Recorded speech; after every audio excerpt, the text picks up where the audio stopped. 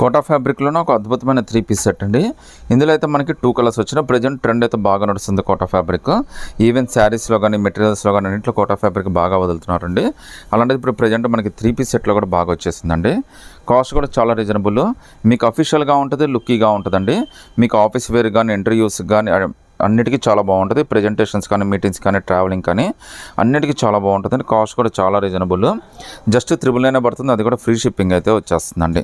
So ఇక్కడ ఇచ్చిన work కానీ అంతా కూడా చాలా స్పెషల్గా ఇచ్చాడండి. లుక్ అయితే మాత్రం అదిరిపోయింది.